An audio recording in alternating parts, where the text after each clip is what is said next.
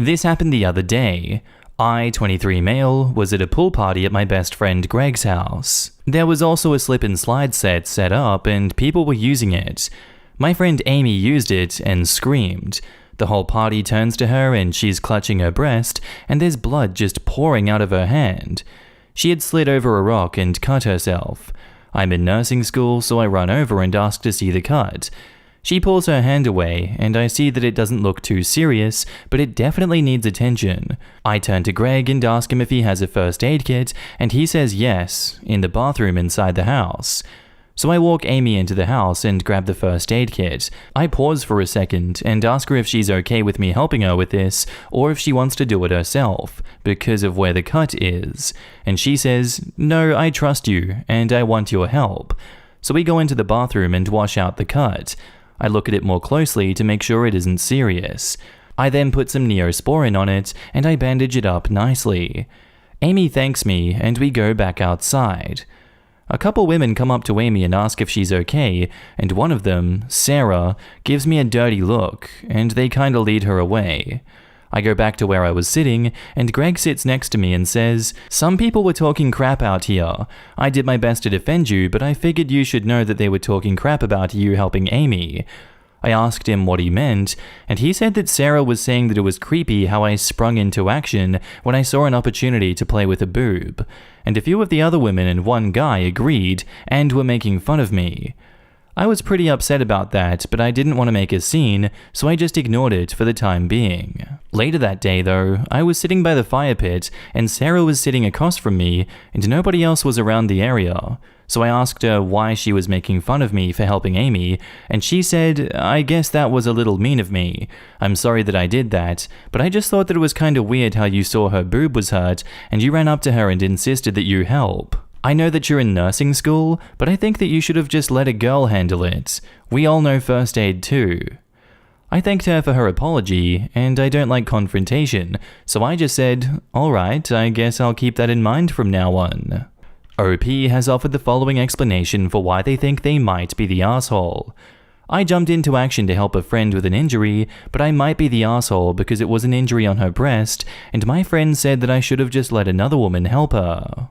Not the asshole. If it comes up again, I'd suggest you remind all those folks that bystander effect is real, and no one else was jumping in to help. Knowing first aid is only valuable if the person enacts that training in an urgent/emergency situation. Seriously, why didn't she help if she knows so much about first aid? And what if it was more serious? She specifically said she trusted him. How immature is this person for making medical attention into something to make fun of?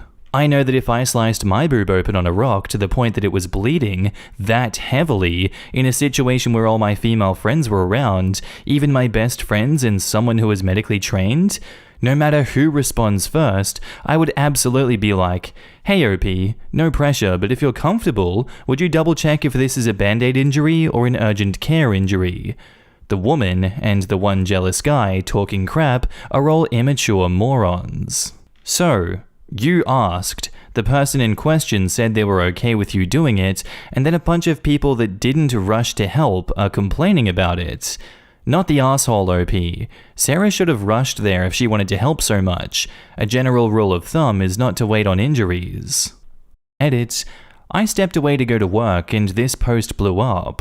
Thank you all for your judgments. I think I did the right thing by helping her in this situation, and Sarah was really kind of a cow here. Also, I realized that Amy might not know that they were talking crap about me, so I'm going to call or text her and inform her about all this. Update. So I called Amy and asked her how the cut was healing. She said that it was healing well and she was keeping an eye on it, and then I asked her if she knew about the things that Sarah and the others said about me and what Sarah said at the fire pit. Amy had no idea. She said the other women were asking her if she was okay and what happened and all that, but she assumed that they were worried about the injury, not my helping her. And Amy was absolutely pissed and went to the friend group chat and tore the people that were crap talking a new asshole, especially Sarah. Sarah and the others apologized to me in the group chat, but Amy kept going and said that I shouldn't accept their apologies because they sat back and talked crap on the one person who stepped up and helped her. Amy also asked Greg not to invite Sarah to the next pool party, and Greg readily agreed.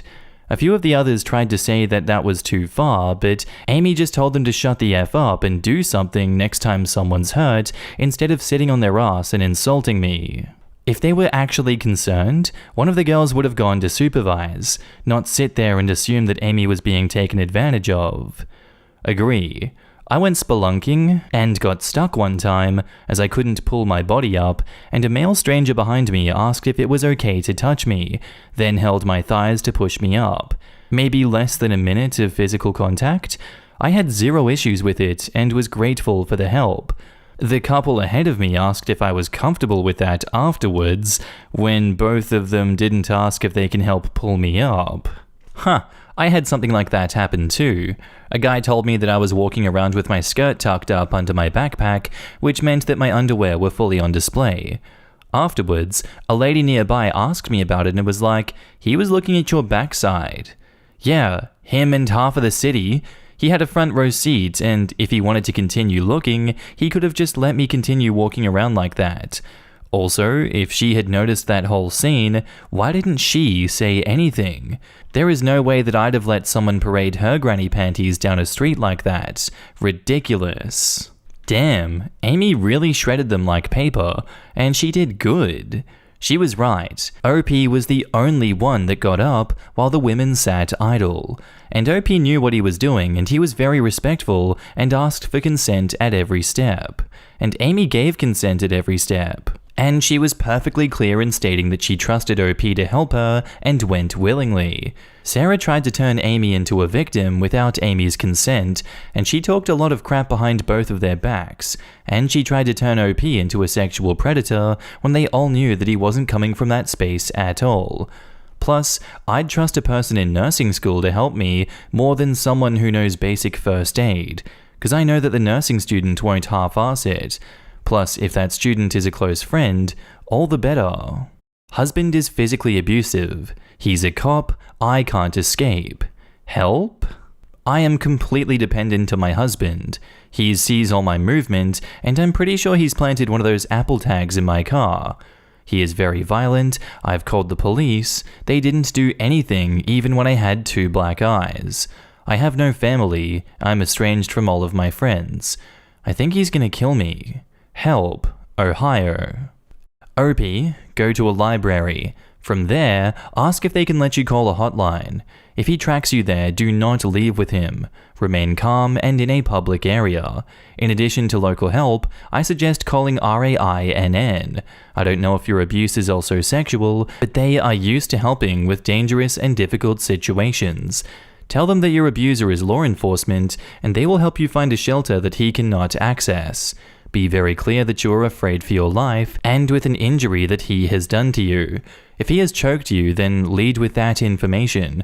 Do not worry about anything that can be replaced. They can help you with that. The most dangerous time is when your abuser thinks you're about to leave. Get out now. Make up an emergency bag and hide it in a safe place until you are ready to leave. So, phone charger, some cash, a change of clothes, medication, ID/documents, etc. Get in touch with your local domestic abuse service and ask about seeking refuge. They can help you plan and execute an exit strategy. If you feel unsafe in your local area, explain this to them and they may be able to move you out of town/state. Delete your browser history, cookies, call logs, etc. as soon as you can.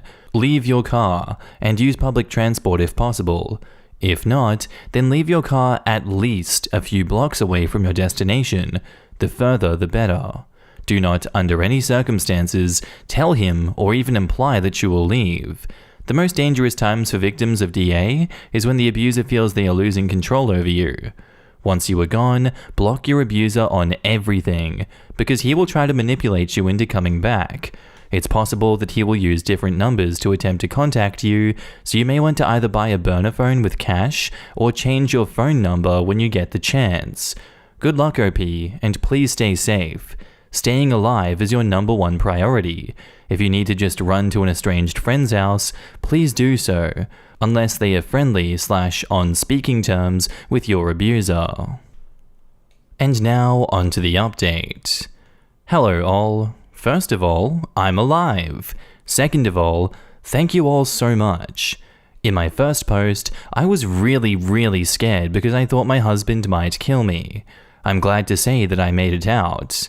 After the threat, I got new motivation and energy to go out.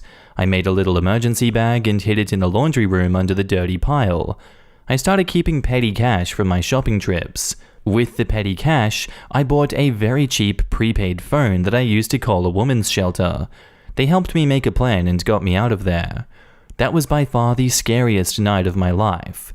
I left when I knew that my husband had night shift. I was so scared that he somehow found out what I was planning and was hiding out to catch me. I had been very careful too. I was sweet to him, acted as if he had broken me successfully, acted on his every wish. It was very painful. But that night at 3 a.m., I finally escaped with my little bag. I left behind my phone.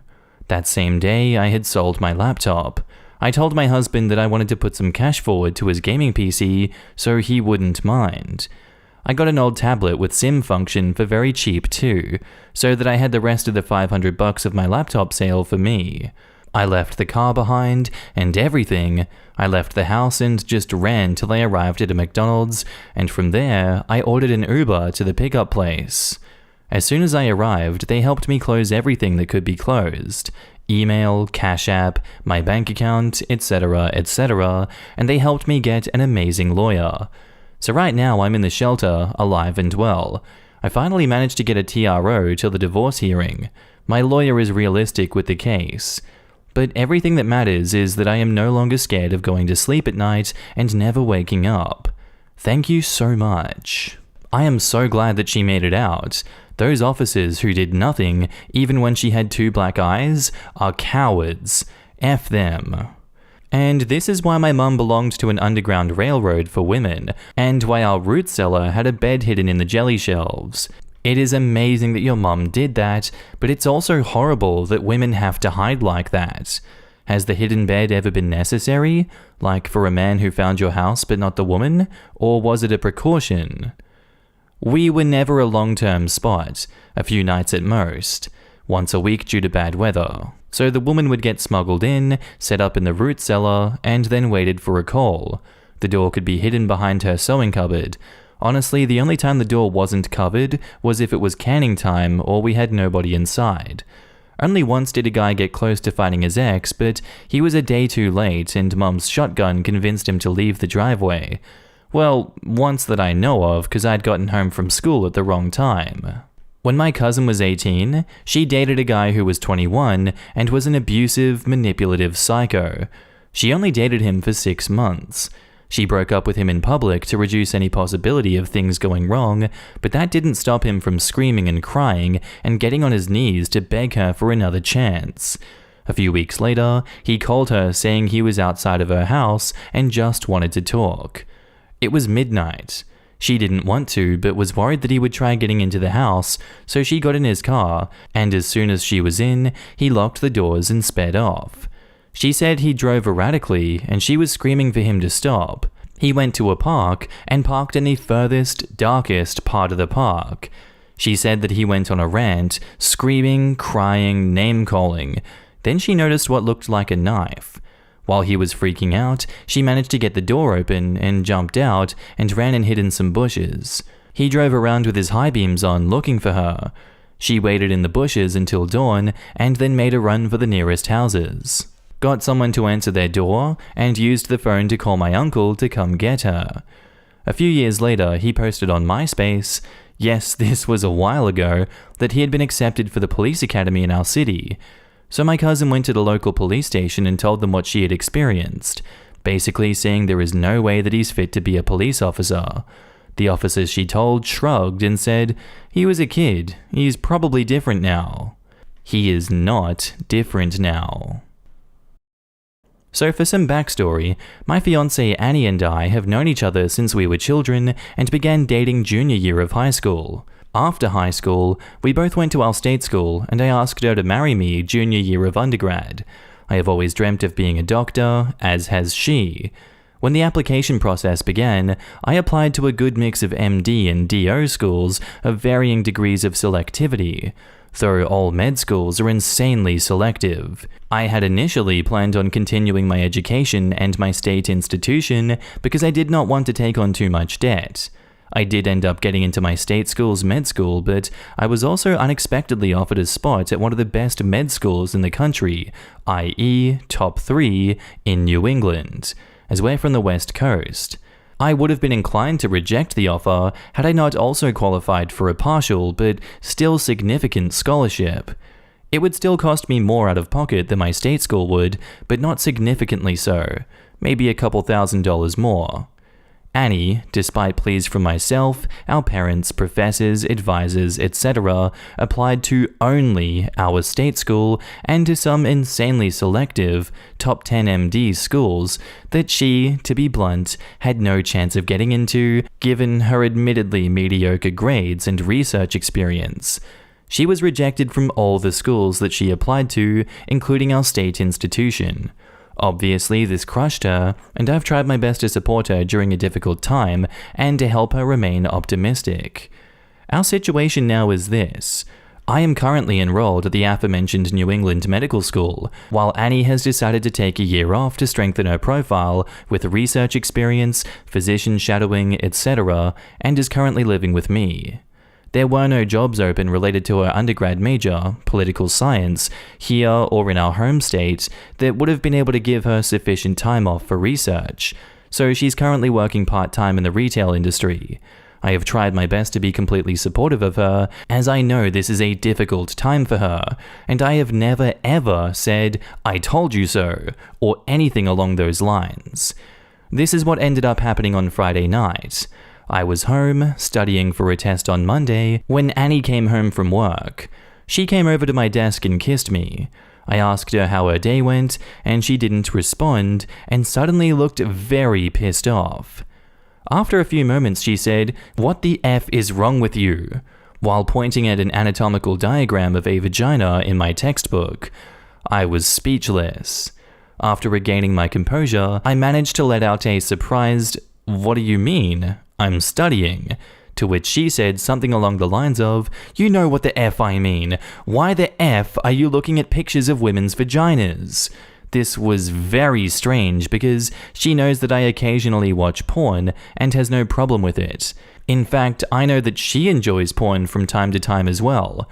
I explained to her that I have to take anatomy in medical school, but she wasn't having it. She took my textbook and stormed off to our bedroom and locked the door. I could hear her crying, and I kept apologizing. After a few minutes, she opened the door and threw her engagement ring at me before slamming it shut again to continue crying. I continued apologizing, but she did not respond at all. I spent the rest of the night on the couch. Saturday morning, she wasn't home. I checked my phone and there was a text from her saying that she was staying with a friend and that she was done with us unless I dropped out of medical school and found another job because, and this is an honest-to-God text from her, she doesn't want me ogling at vaginas like an effing pervert. This is completely out of character for her.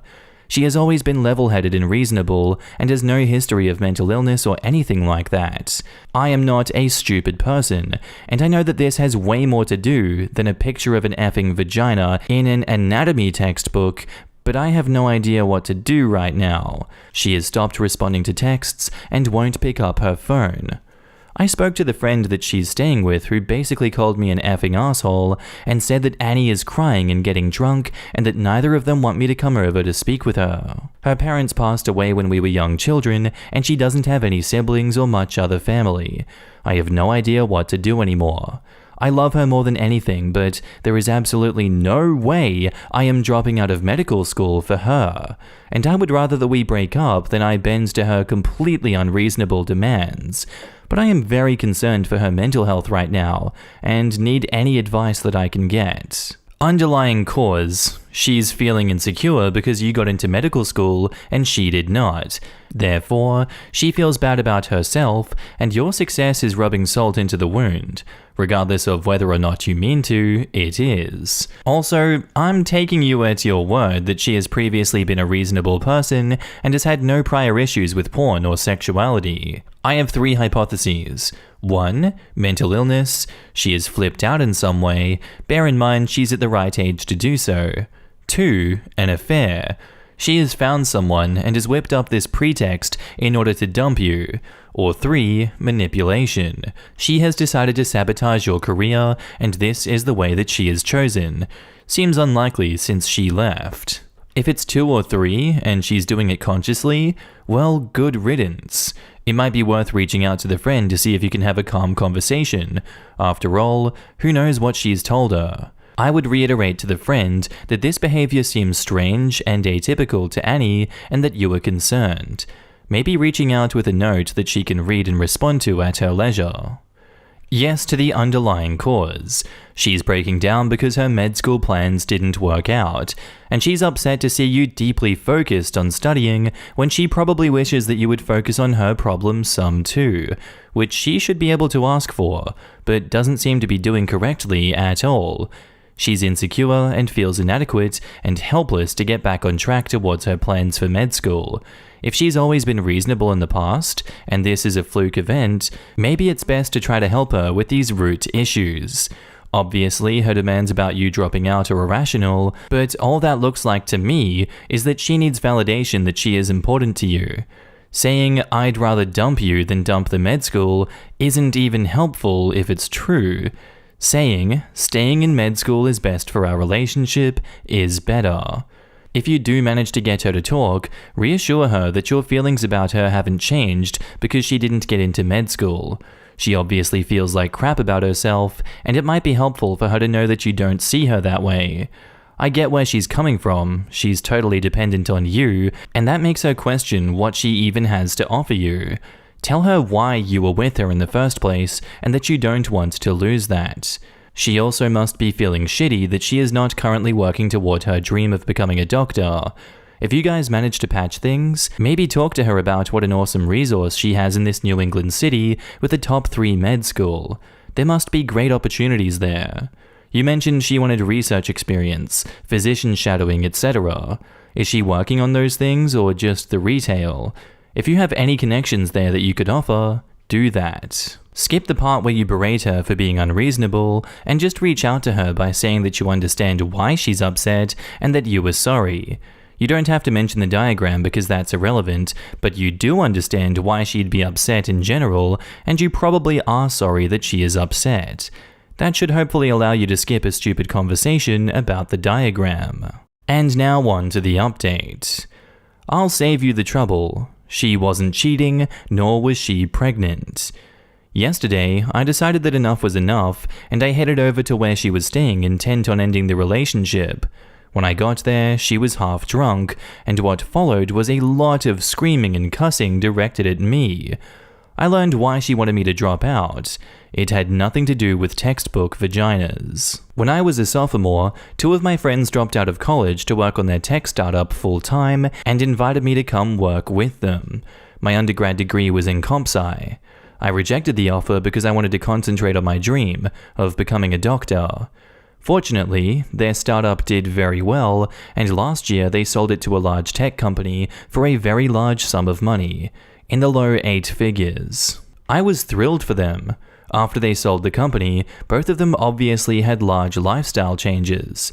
One of them proposed to his girlfriend with a ridiculously effing big diamond, and they are frequently vacationing in exotic locations with family and significant others. Apparently, their success in lifestyles made my girlfriend extremely jealous, and she came up with the vagina thing as a way for me to drop out of med school, because she thinks that I can easily get a job making $150K a year at a bank so we wouldn't have to live like frickin' refugees, and that I'm an effing idiot for not doing so. Still, I was confused. I asked her about our dreams of being doctors. It turns out she never really wanted to go into medicine, but only claimed to because it was all I ever talked about. I guess that explains her application strategy. I was done. I broke up with her on the spot and told her not to contact me again. She is going to continue staying with the friend while we figure out a living arrangement. If she thinks it's so easy to land a $150K job in banking at 22, why doesn't she just do that herself? Look, everybody, this guy doesn't know about the job tree. In what world did she think this plan was going to work out? Look, you go back to your friends and retroactively take part in their startup. There, problem solved. Buy me a 20-carat diamond ring with your wealth. Look, why can't she get the big bank job and buy herself a ring? I know I would. I was thinking she's jealous because he's studying medicine and she isn't. Now I know why she wasn't accepted and probably still wouldn't be into any school, because what sort of a dumb person is this? I'm glad that OP broke up with her. I started with this feeling as well. I ended with, damn, this chick didn't want a career. She wanted a meal ticket. Which just makes it all even dumber, because if OP is going to a top 3 med school in the US, then he will likely be making bank in the not too distant future, like much more than the 150K bar she seems to have set for them. It's just stupid on so many levels. All of this could have been avoided if they had just broken up before he moved away, instead of keeping it in until it blew up. Also, they're 22, but their friends already sold their startup in the low 8 figures? What the heck? I met a group like this. Their business is basically an influencer marketing agency. I felt so old because that concept wouldn't have occurred to me in a million years. They were like 21 to 25 or something. I remember reading about how the concept of putting men on the moon was so new that the majority of people who worked on it were in their early to mid-20s. All I could remember at that age is figuring out the numerous undiagnosed traumas I had because of shitty childhood. Makes me feel odd thinking that my life basically started at mid-30s when so many people had already accomplished so much.